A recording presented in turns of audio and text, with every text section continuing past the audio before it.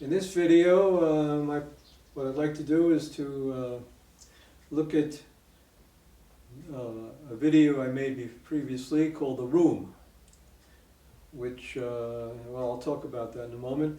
And my goal here is to interpret it, to talk about it from an author's point of view, and to share my thoughts about it. I'm surrounded here by a bunch of different sources. It's impossible to cover all this stuff in 1 hour or even 2 hours, but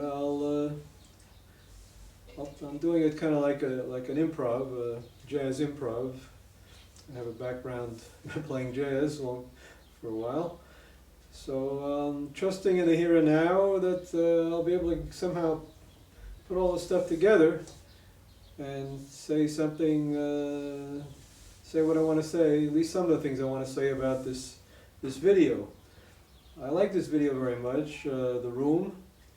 What I did was I took a painting by Marc Chagall. Matter of fact, I could have taken just about any painting or any picture I scribbled myself and done the same process. In fact, I did take a different picture. I took the branch a while ago. I made a video out of that. And then I treat it as though I dreamed it, and I do a Gestalt therapy dream work process on it. In other words, first of all, what I'm aware of. I'm aware of the different things in the picture, and then the next step is to play act those images, set up dialogues between them. So I set up a dialogue between the walls, which were gray and kind of gray, and the floor, which was a bright red. And then after that, I got into being the air, and then I got into being the man and the woman, and their relationship. And I also put in myself, Franklin, the narrator, and I got into playing Franklin. And just allowed myself to go with the flow and see where it leads. And since I've been doing this process for many years, about 37 years, as a matter of fact, I know how to do it. And I was able to direct myself to avoid most of the problems that other people have when they do Gestalt therapy work, about getting lost in all kinds of obstacles which blur the process and whatever. Okay, that's another tape about Gestalt therapy. Right now I want to focus on this picture, and in particular I want to focus on tying it in with another video I made, analyzing Nachman and Breslav's Likutei Moharan collected essays number 52. And while I was preparing, I also noticed some nice connections to number 51, so I'll throw some of that in for no extra charge. And I even, I saw some, I see how it relates also to the art movements that were happening at the time. Nachman and Breslav wrote his essays mostly around the period of 1800. And at that time, in art history, there was the beginnings of the expressionist and symbolist movements, which later on became very much more important. Well, no, wait a second. The picture, I'm talking. I got to be careful. I don't want to mix up the picture and the analysis. The picture was by Chagall, and I guess that was around the beginning of the 20th century. So that's where the expressionism and the symbolism comes in. Okay, but I see that the roots of, apparently the roots of expressionism and symbolism are very close to the roots of what Nachman and Breslav was dealing with also. So, and we're dealing with, in other words, this whole vast dialectical tradition of dialectical thinking.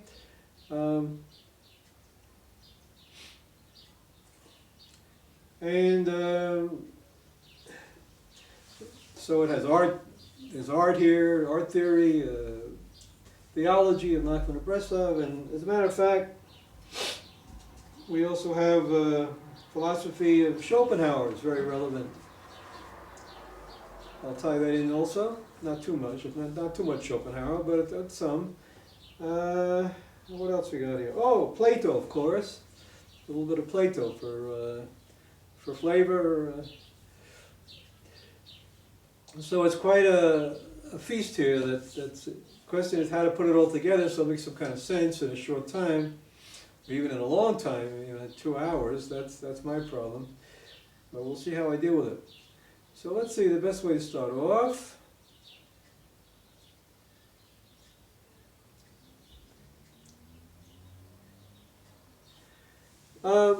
Maybe summarize the video of the room, and I think when I edit it, maybe I'll stick in fragments of I'm not sure yet, but I might stick in fragments of the video.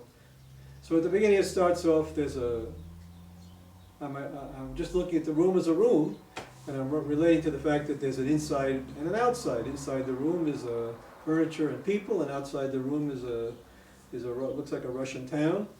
So there's a room starts off just being a naturalistic room. And then little by little I zero in on the different characters, different elements, particularly the floor, and then the room, the floor and the walls. And then I notice there's a contrast. We have gray walls and we have a red floor. So I explore that relationship. All right, and then the air. I explore that relationship. I identify I'm being the air, and I discover that's the air is very chaotic. I get into the chaotic aspect of the air, and then finally, and all the time the thread of the narrator. I keep coming back to the narrator, who's basically me trying to figure it all out. And finally, the man and the woman, their relationship, in part 3, that's mostly an erotic relationship. And yet, it's not so simple, just not simply boy-girl relationship, because each of the characters there is complicated. The woman is not just resisting the man; she's also partly going along, interested in what his advances. And the man also is dealing with elements of looking back, and the narrator here is having flashbacks about looking at life and being 50 years old at the time, and now I'm 70 years old when I made the video. So about 21 years went by between the time that I improvised that story and now.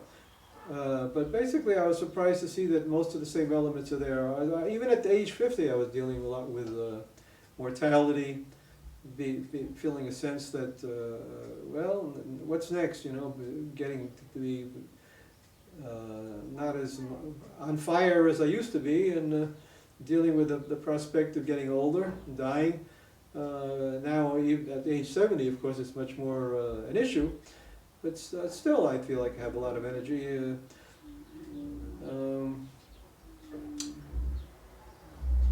So that's the basic flow of the piece. The piece ends with the woman resisting, at the same time going along and surrendering to the erotic experience, and the man all the time telling her that she's saying she's gonna kick him out at the end after they get through, because she's got to go back to her bourgeois life and get up in the morning, go to her job. And at the end, he's saying, "No, this time you're not going to kick me out. I want you to remember." He says basically, "I want you to remember this moment here, so that you don't forget this moment. Very important moment that we're having together, and it's so important that we shouldn't, I shouldn't leave. We should somehow stay together." But at the very end of the piece, we don't know. I purposely ended the show, whatever you want to call it, the Gestalt musical monologue, where he's insisting, but she hasn't really acknowledged that whatever she's going to do after they get through with their loving. So it's perfectly, purposely I set it up so I interrupted it suddenly so that we don't know what's going to happen after that. And basically I'm presenting a snapshot of a very important moment in the philosophy here, in the interpretation. Okay, so we moved overall in the piece. We could say I moved from now I'm going to start the interpretation. Okay, and like I say, I have so many different elements here. It's hard to know where to begin. Let me think for a second. Well, since I mentioned the ending, how about I begin with the end just for a second? In Likutei Moharan, Nachman's collected essays here, the prologue, he mentions, he starts off talking about, he mentions a story about Rabbi Shimon ben Yochai, and there were some rabbis getting together, and they're all saying the Torah is going to be forgotten. And nachman Shimon ben Yochai says, no, the Torah won't be forgotten. And given, since I know, maybe you'll find out if you study Likutei Moharan, the essays, the overall context of Nachman's philosophy is very close to the Platonic tradition of thinking. So the idea of don't forget something. When somebody says, when a person like Nachman of Breslav or Rabbi Shimon bar Yochai says, don't forget, we right away start thinking in terms of Plato's theory of anamnesis. An is not, and amnesia is like when you forget something, you have amnesia. So anamnesis is not to forget. In other words, remember. So Rabbi Shimon ben Yochai and Nachman of Breslav are saying we want to remember the Torah, and by the Torah, in that case, in that context, they're talking about the emphasis is more on the alternative root of the word Torah, latur, to search, truth search, rather than hora'ah, as a long list of instructions what to do with your life and all the halakha. So it becomes the context here is a search for truth in a Platonic tradition.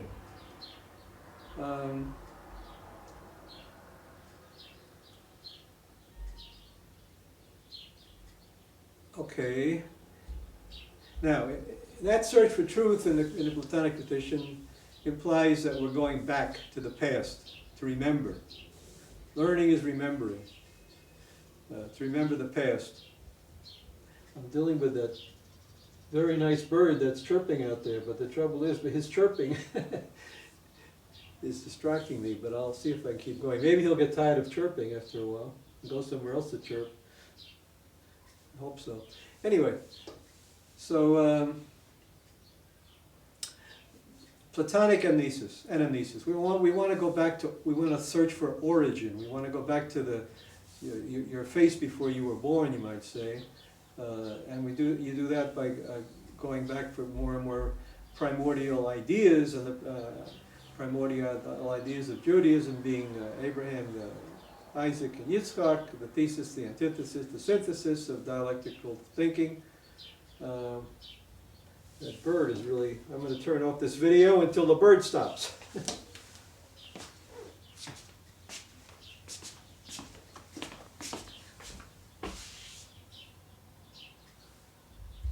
Test, test.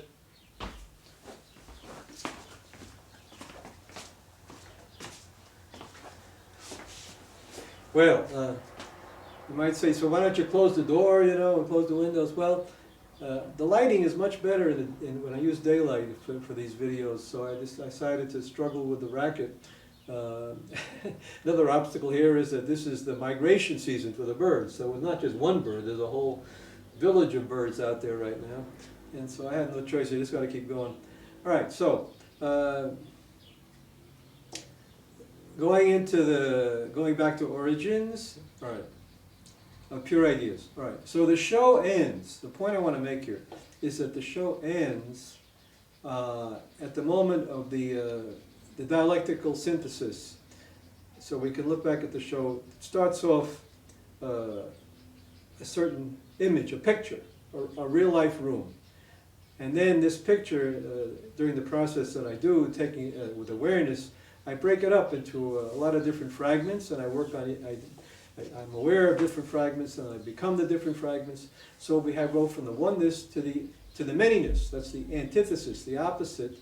And then finally, at the end of the show, it becomes together into the oneness in the manyness, or the manyness in the oneness, as the overall show comes together into one big idea. Dramatically speaking, we could say that that's the super objective of the show. You might, if you look at it as a tragedy, a typical tragedy theory of Aristotle. There's the 5 acts and the crisis and the exposition and the crisis and the denouement, the whole business there. So the super objective, you might say, here is some kind of a truth search. Maybe if I look back at it, would say something about facing mortality in life, or something, the big idea that, if I almost could say possibly ties all those fragments together. So we have, in a sense, at the end, we have all the different elements suspended, not resolved, and kind of floating in this overall idea of truth search, or facing mortality, everything. The show basically ends with a big explosion of energy that has four. You might say it's arbitrary, but you could look at it in 4 different ways. In Gestalt therapy, we say that there are 4 major ways in which authentic energy explodes into action. It could be grief, could be anger, could be orgasm, could be joy. 4 of them. So in a sense, this show ended with an explosion of energy like that. Sadness about the passing of youth. Joy about this wonderful encounter with the man and the woman, and sadness and orgasm, of course, and grief, sadness. What do I say? Anger. Oh yeah, the anger. The guy is very upset about the fact that this woman, he sees her as a kind of a jack-in-the-box. She's in a box. Very boxed in, very uptight. So he's angry that she's resisting his advances, but the anger finally explodes. So there are 4 different elements here, at least, exploding there. So it's a very high state of energy that the show ends on. And in some sense, you can look at it as a kind of a going back to the roots of the action, and it all comes together as a kind of a moment of total dialectical synthesis or something. Or you can look at it going forward. In terms of Aristotle's theory, you think of it as everything leading towards the super objective, the final cause, where all of these elements of this world here that are projected in the process all come together. And that the focus is on the future, the messianic now, that it all comes together. We say in Gestalt therapy, to identify with the coming solution, the word that's emerging, the word of God emerging, if you want to look at it in a religious sense. So all these things are. It's a kind of a peak experience, you might say. Okay. So that's the overall end, at the end of the show. A little bit of the overview of how the thing flows. Now, if I look at that, first of all, how should I begin here? Well, since I started with Plato and Aristotle, let me just give a quote here from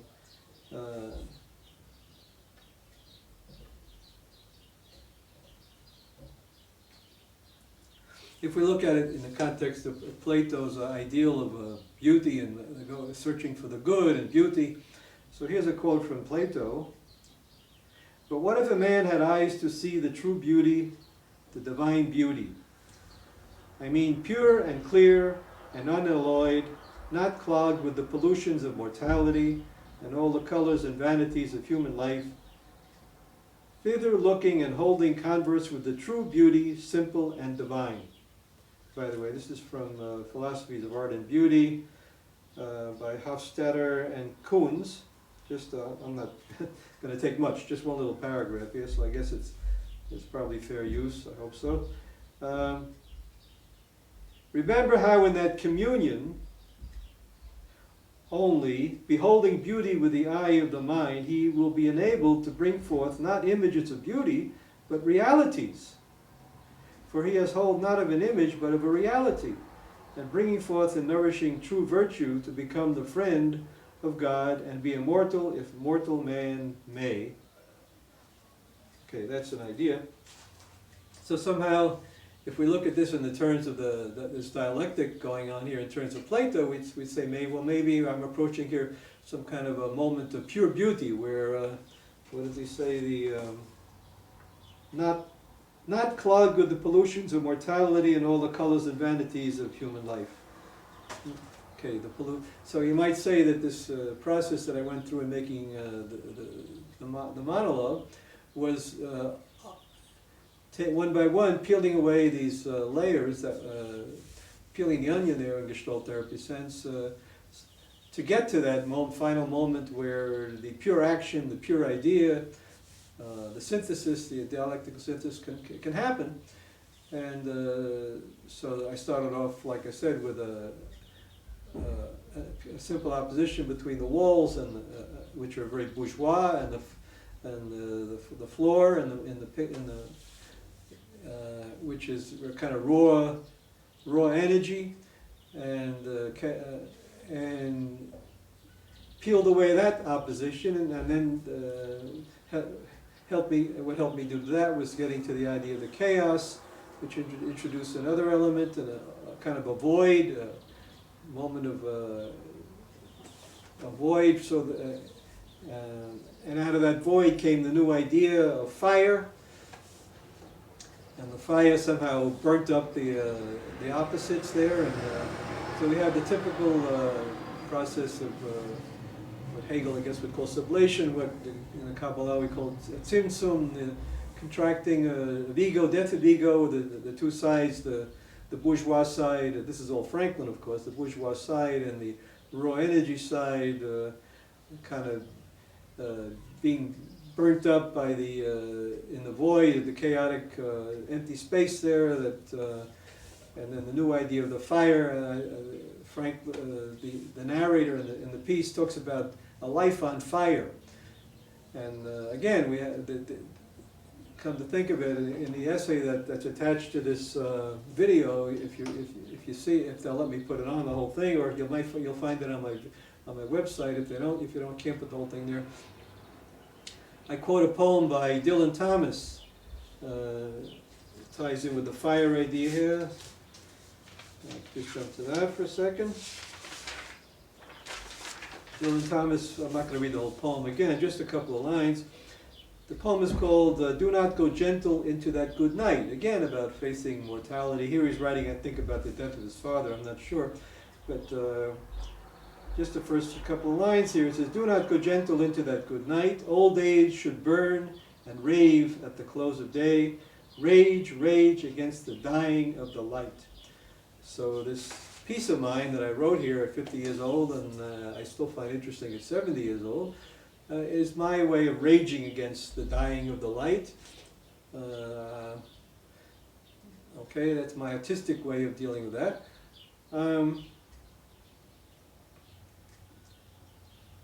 So when I kind of got lost there for a second, I was on a track.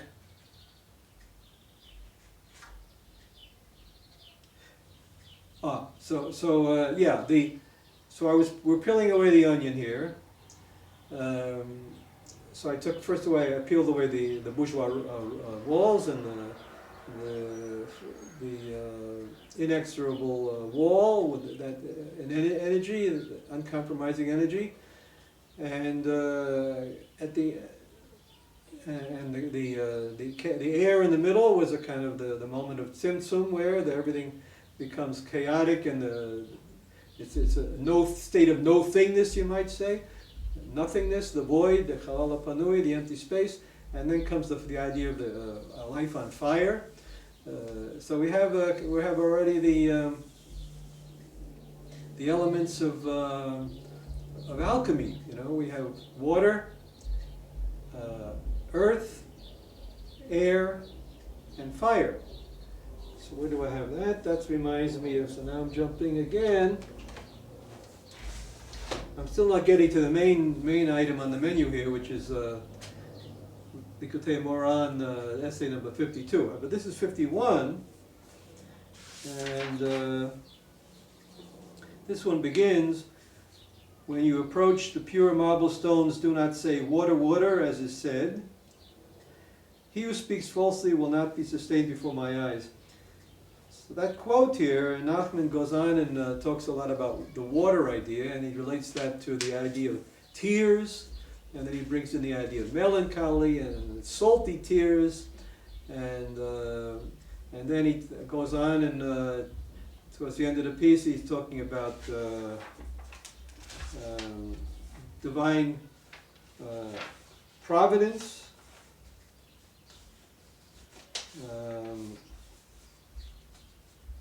And free will. Well, these elements, they all come together again into this, using the alchemical symbolism. They're also portraying the dialectical idea. Water, first of all, in the sense that it symbolizes here, when you contact reality, make sure you do it in a pure way. The marble stones are the objects of awareness. He says here, when you approach the pure marble stones, do not say water, water. Because water, in this context, just in this particular context, implies the kind of obstacles, impediments to pure awareness, the games, the habits that we get stuck in, or lies that we tell, whether we do it consciously or unconsciously. And these lies prevent us from contacting these marble stones properly, the realities properly of our life. So the idea of the falseness, the depression, the lies, that all comes from being stuck in games and being neurotic, in other words, not being true prophets, balanced between in the middle way, with the active and the passive side properly balanced, etc., etc. So that the symbol here of salty tears is water, which has been already further contaminated by earth, the salt from the earth. So salty tears is a symbol of in this case, of the left side. And Eve actually mentions the left side here in this thing. The problem. And then later on, when he's talking about divine providence, he's basically saying that we need to preserve, be truthful, and this being truthful brings us back to the original state of oneness before everything got fragmented up into the alchemical earth. And then, I mean, by maintaining, even though we're doing our everyday things that we have to do, by looking at them from a kind of a pure, free way, our soul being free, our conscience being free, then we avoid the problem of saying water, water when we contact the stones. All right? We need to keep our speech pure. And he says the essence of the speech is the soul, so keep our soul pure. Reminds me of Heraclitus, keep your soul dry. And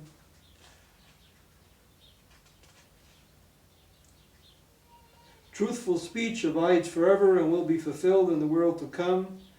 For then all will be one, all will be good. Again, the good, Plato's good. Truthful speech, that's the soul, divine providence. All these metaphors basically telling the same story, the dialectical story. Okay, so that's what I wanted to say from 51. I finished with Plato there.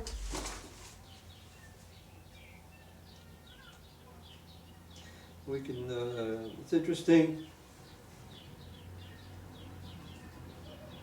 Plato, Nachman of Breslav wrote these essays in around 1802. Schopenhauer, now let's get to Schopenhauer a little bit. Again, Schopenhauer is not going to be my main focus here. I'm aiming to get towards likutei moharan 52. That's very important. But here's what Schopenhauer had to say. Well, first of all, the main point of Schopenhauer, in fact the name of his book, The World as Will and Idea, first published in 1819, I read here, which was about 15 years after Nachman wrote his stuff. So it's possible, apparently in that time, in that place, Eastern Europe, Europe in general in those days, this was the zeitgeist. This was what people were into, these kind of ways of thinking, and different people formulated in different ways. So the way that Schopenhauer formulated it was, so let's maybe go back a second. We're talking about the difference between phenomenological experience, where the world is, I project a world of awareness. I'm aware of this, I'm aware of this, I'm aware of this, that world of awareness, okay? And that's what Schopenhauer calls the idea. In other words, if we do enough awarenesses, we end up encompassing the whole world, our whole life, in one big idea. The idea being the integration of all these moments of awareness into one big awareness. That's what I did in the show. I started off with a naturalistic image of a room, but I took it apart and projected all kinds of personal stuff, awareness on it. In the end, I ended up with one big world of awareness, this image of at the end of the piece. So I moved from the opposite of the other side. So Schopenhauer calls the side which is not based on awareness, the will, which is the side of all different conflicting forces of everyday life. And so that's the title of the book, The World is Will and Idea. And that's basically the same topic of likutei moharan 52 that was written 17 years before that, except they have different terminology. Let me just read this one little quote here from Schopenhauer.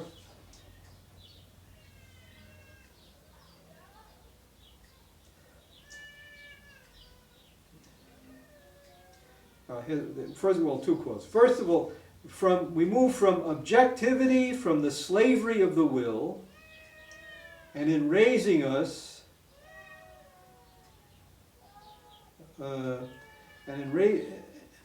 from objectivity, from the slavery of the will, and in raising us to the state of pure knowledge. This is why a man who is tormented by passion or want or care is suddenly relieved, cheered, and restored by a single free glance into nature. So nature in this case is awareness. Pure knowledge is, so here the subjectivity side is, he's using it in that way of awareness. We give ourselves up to pure will-less knowing. We pass into a world from which everything is absent that influenced our will and moved us so violently through it. This freeing of knowledge lifts us as wholly and entirely away from all that as do sleep and dreams. So that's why dream work process fits right in here with the the aesthetics I'm using, and also with his philosophy and Nachman's philosophy. I'm doing dream work on a painting.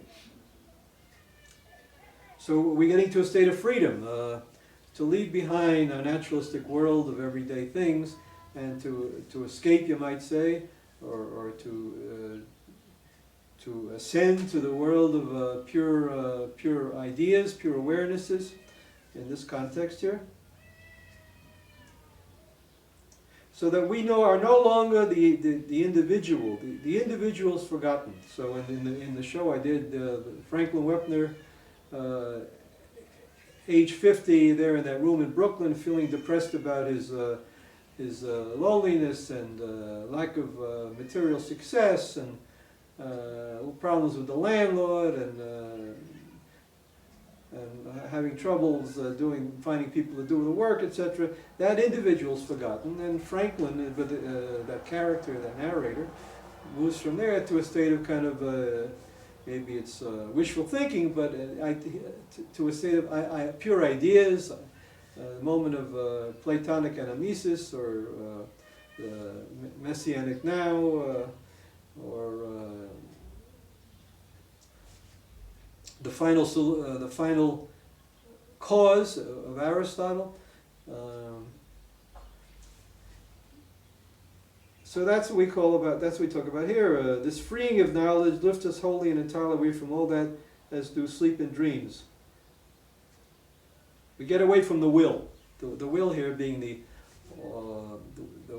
conflictive forces. All right. No longer individual. The individual is forgotten. We are only pure subject of knowledge. We are only that one eye of the world which looks out from all knowing creatures. That one eye of the world which looks out from all knowing creatures. That's a very important phrase here, which Nachman also uses, but which can become perfectly free from the service of the will in man alone. So man has the ability to somehow get to this integrated state of being the eye of the world. Now there's a kind of a profound metaphor, okay? And he didn't just make it up.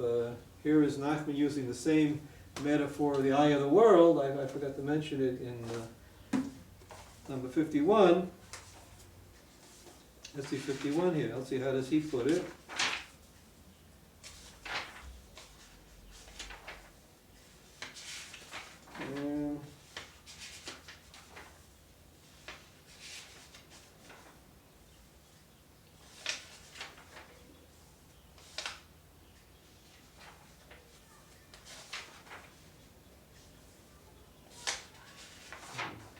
Here it is. So, falsehood is harmful to the eyes. Through falsehood, one removes the eye of divine providence, and so damages the eyes, which are the aspect of providence. So, here the metaphor is that when a person, or God, or whatever it is, that ultimate source here of truth, looks at the false world, that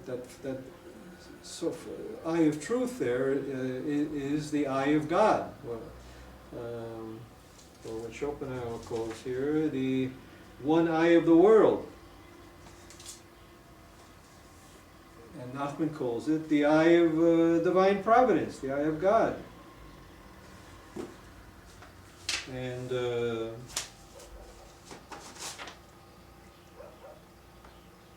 Plato calls it the eye to see true beauty, reality. Remember? Let me just repeat that again. But what if a man had eyes to see the true beauty, the divine beauty? I mean, pure and clear and unalloyed, not clogged with the pollutions of mortality and of all the colors and vanities of human life. There it is. Again, this idea of the pure eye, which is able to somehow see through the bullshit of what from this idealistic point of view is the bullshit, the turbidity which blocks it. Reminds you of Luzzatto, aspaklaria, the lens, I don't remember, I have to review Derech Hashem, the way of God, but there's also I think Luzzatto made his living grinding lenses, so this sort of image was close to him. But anyway, I don't want to get sidetracked there. But to see reality without the vanities. All these paths are leading us right to the doorstep of Nachman of Breslav's 52. One other, before I get to that, one other source here. Symbolism. What is symbolism? Okay. In the art, Baudelaire's famous phrase, a forest of symbols. That art, symbolists believe that art should represent absolute truths that could only be described indirectly. Thus they wrote in a very metaphorical and suggestive manner, just like Nachman of Breslav. The goal is to clothe the ideal, in other words, to clothe the underlying dialectic here, in perceptible form, whose goal was not in itself, but whose sole purpose was to express the ideal. Just like in my little story about the room, I'm trying to show, to portray through my own self as a vessel, kind of putting myself in the function of a kind of a, not just a patient there, but being some kind of a vessel for the Spirit to convey the word to you, to the audience. So that makes me sort of a homemade prophet here.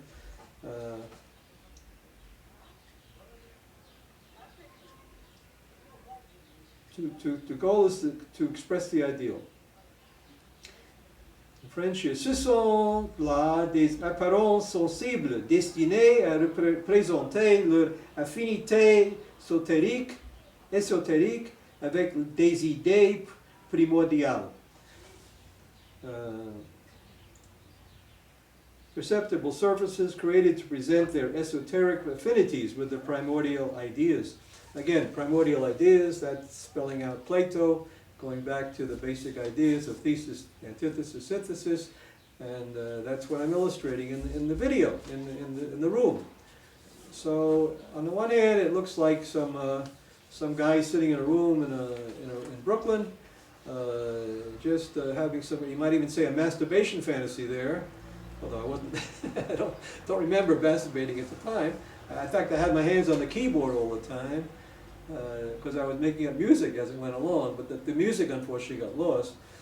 But somebody that's, doesn't particularly get into this kind of a highbrow interpretation of art, is going to look at say, oh God, this guy just sitting there making up a masturbation story. But as a matter of fact, masturbation idea is, exactly the dialectic, from the explosion of energy, that kind of, and the original, an image that explodes into all kinds of, develops into all kinds of characters and then explodes into energy at the end. That's exactly the whole dialectical idea here. That, by the way, that's, they say that the covenant, the brit in Judaism, that the covenant is not to masturbate, to keep the Torah, all the halakha. At the same time, the way I see it, the covenant is to accept, to integrate dialectical thinking into Judaism. That's the covenant from a Kabbalistic point of view. But of course, the rabbis are going to say, don't study philosophy, study Torah. So that, and they want to encourage people, to have lots of children. So, but again, the basic dialectical idea is there, and in my show, fortunately or unfortunately, it lends itself to that kind of misreading. But I stress that was not my main focus when I was making the piece. My main focus was much more idealistic than that. I think I would say, like I said, I think I was mostly dealing with mortality and a sense of not having accomplished enough of my objectives in my life, and time passing, and then finding some kind of renewed, fiery truth to get myself excited about going on, despite all the problems. Okay.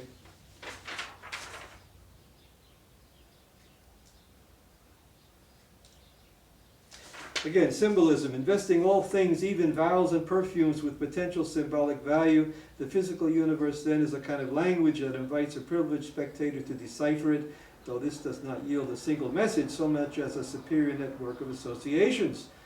Again, Nachman Breslav says, my Torah is totally associations, bechinot.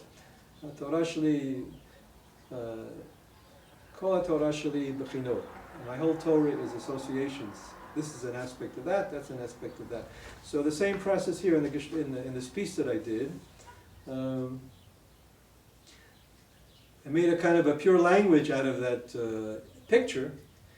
Each time I picked a new focus, the walls, I discovered the language that the walls had to say. Then I took the floor, I discovered the world, what Leibniz would call the monad of that, of the floor. And then I discovered the monad, the language, the floor, the way of expression of the air. And then the man and the woman, each of those was a new language, a new, here my reference point here is Walter Benjamin's theory of translation, and look, the idea of a pure language. Walter Benjamin wrote about pure language. That each of these sub-languages, every time in a Gestalt therapy, every time you pick a particular focus, I am the tree. Then you start talking. As the tree, you discover the way that the tree uses words. What words does the tree choose to use? And that's the language of the tree. And then, so in this case, in my show, I discovered the language of about 5 major characters, and maybe 6 or 7.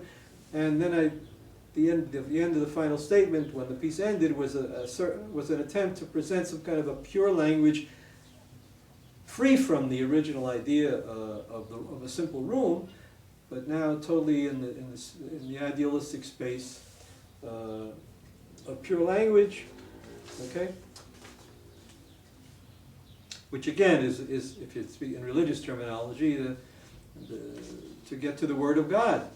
So it's a religious quest, if you want to look at it that way.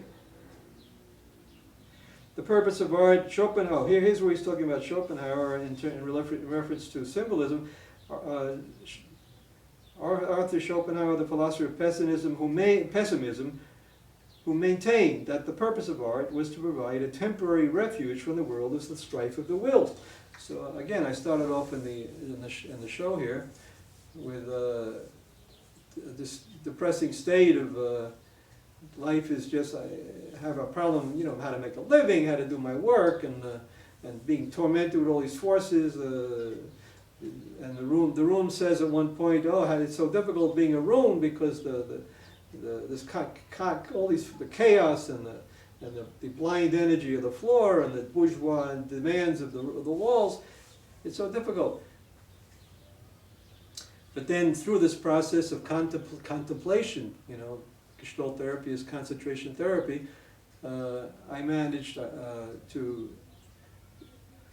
encompass those lower order forces in a higher integration. And in a sense found a refuge, like Schopenhauer would say, a contemplative refuge from the world of strife and will. I left the will behind and became kind of a pure knowing subject.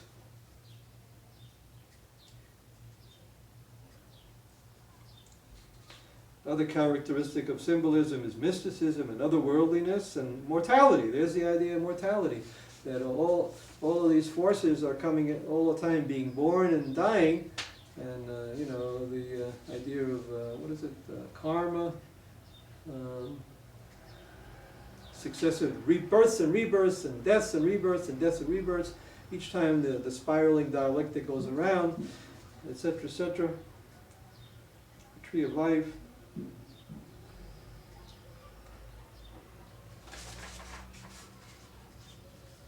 Extreme individualism, the act of creation, and a series of novels about God-men in symbolism. So Christ, Dante, Da Vinci, Napoleon, etc., etc.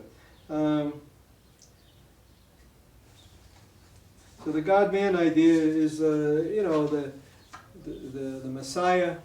Any character in theology or in art that embodies this dialectical process, the different stages, you know, dramatic action, the 5 stages of a tragedy, the death and rebirth of ego, the thesis, antithesis, synthesis, any way you want to describe it. Any character that takes upon himself to embody that is a kind of a God-man, a kind of a person that's playing God, doing what God does, seeking to be a Tzelem Elokim, and made in the image of God, a prophet. So that's what I'm doing here, playing with that process. Since I have done it, doing therapy with people for so many years, for me it just flows out naturally. And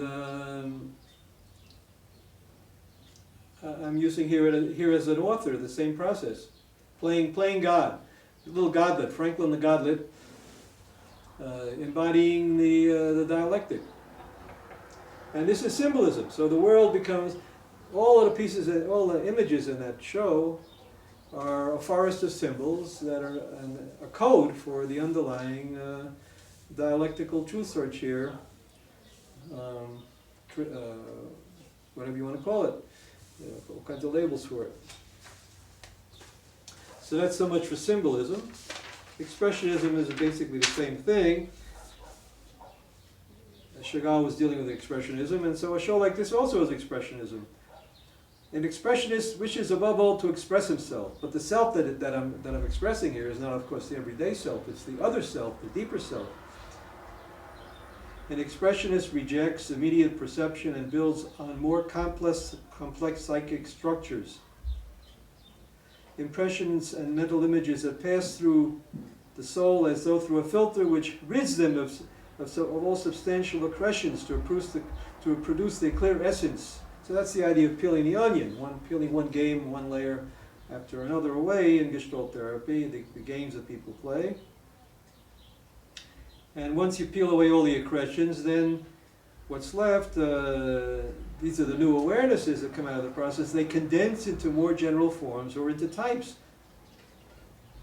And that's the idea of on the side of awareness, the small gestalts become bigger gestalts,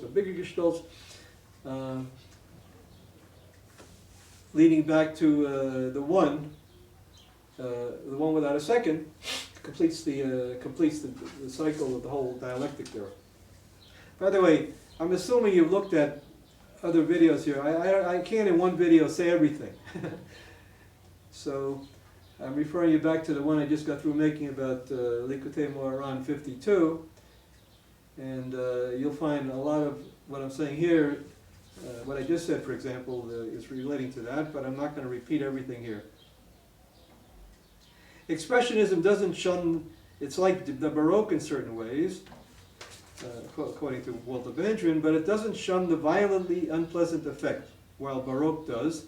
Expressionism throws some terrific fuck you Baroque, fuck yous. Baroque doesn't. And you'll notice in my little play here, again, this was an improvisation 21 years ago. I wasn't planning to do anything, to write something, you know, according to a certain theory. I was just simply have some fun there, or whatever it was.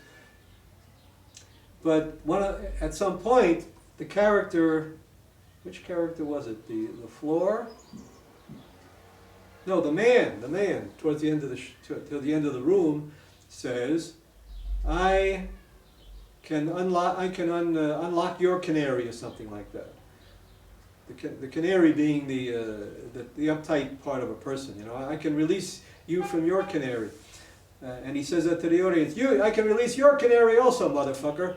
So there's the idea of expressionism. You know, fuck you. You know, I can save your soul also, fucker. That's it. So now, some website's going to take me off of there because I said fuck you. Well, fuck you.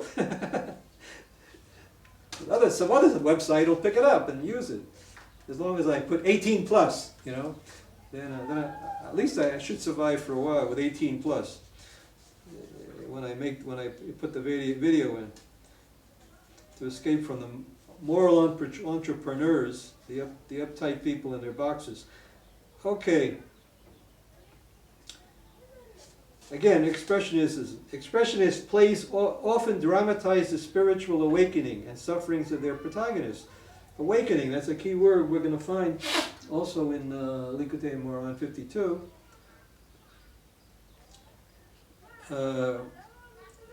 Some utilize episodic dramatic structure and are known as stationendramen, station plays, modeled on the presentation of the suffering and death of Jesus in the Stations of the Cross. Exactly, the Stations of the Cross is simply a Christian version of the same old story, you know.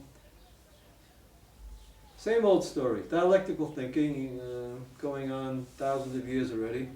And if you don't know that story, then everything you have, every time you see something, you say, "Oh, that's interesting," you know.